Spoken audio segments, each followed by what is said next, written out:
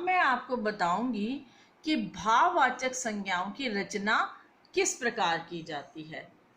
शब्दों के साथ ता, त्व, पन जैसे कुछ शब्दांश जोड़कर भाववाचक संज्ञाएं बनाई जा सकती हैं।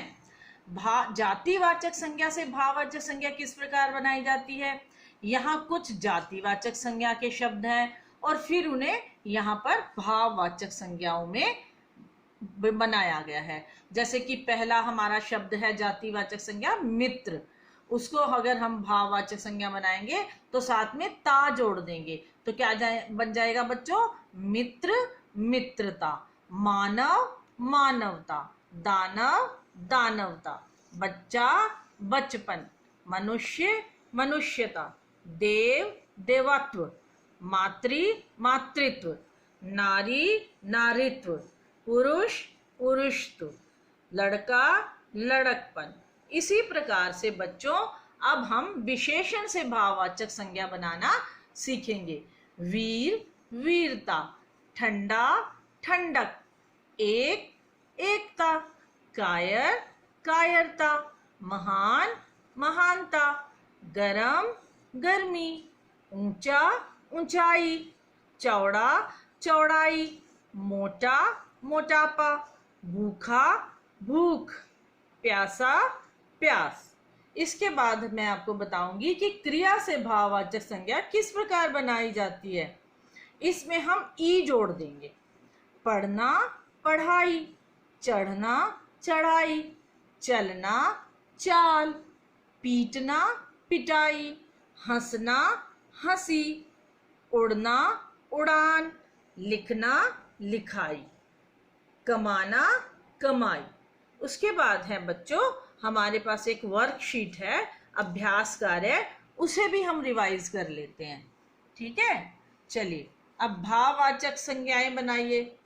मातृ मातृत्व, महान महानता, हंसना हंसी, मोटा मोटापा, अपना अपनापन, लड़का लड़कपन। अगला प्रश्न है, दिए गए शब्दों से बनी भाववाचक संज्ञाओं के सही विकल्प चुनिए।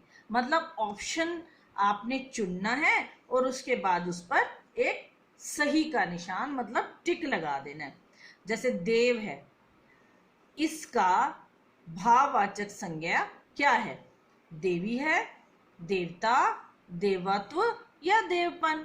इसकी भाववाचक संज्ञा है बच्चों देवत्व। दूसरा है बच्चों बूढ़ा बूढ़ा, इसकी है बूढ़ापा बुढ़ापा, बूढ़ापन या बूढ़ापन। अब इसकी जो भाववाचक संज्ञा बनेगी वो होगा बुढ़ापा। चलना चलाई, चालू चाल, चालक। इसकी भाववाचक संज्ञा है चाल। दूसरा है बच्चों उड़ना, उड़ाना उड़ाई, उड़ाकू उड़ान। इसकी भाववाचक संज्ञा है बच्चों उड़ान। अब रंगीन छपे शब्दों की भाववाचक संज्ञा का प्रयोग करते हुए संज्ञा से शब्दों को दोबारा लिखिए। जैसे पहला हमारा है मैं प्यासा हूं, तो आपने कैसे लिखना है, मुझे प्यास लगी है। दूसरा है बच्चों छोटा बच्चा भूखा है, आप इसको कैसे बनाओगे, छोटे बच्चे को भूख लगी है।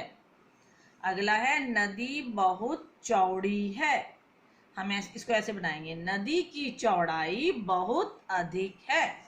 अगला है चुटकुला सुनकर सब हंस पड़े, चुटकुला सुनकर सबको हंसी आ गई। और लास्ट वाला है कृष्ण और सुदामा घनिष्ठ मित्र थे, तो इसका क्या होगा, कृष्ण और सुदामा में घनिष्ठ मित्रता थी।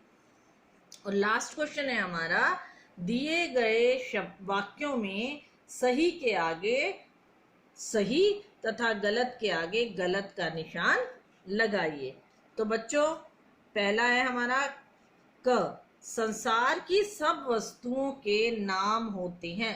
बिल्कुल होते हैं, होते हैं ना, आपका भी नाम है, मेरा भी नाम है, और जितनी भी चीजें हैं इस दुनिया के अंदर सबका नाम है। नंबर 2 है भाववाचक संज्ञा संपूर्ण जाति का बोध कराती है। नहीं, ये भावों का और दशा का और अवस्था का बोध कराती है, ये किसी जाति का बोध नहीं कराती। तो बच्चों ये गलत है। और तीसरा है हमारा, किसी विशेष नाम को जातिवाचक संज्ञा कहते हैं। नहीं, किसी विशेष नाम को जातिवाचक संज्ञा नहीं कहते। तो ये हो गया गलत। उसके बाद है समूह का बोध कराने वाले शब्द समूहवाचक संज्ञा है। बिल्कुल है, तो ये है बिल्कुल सही।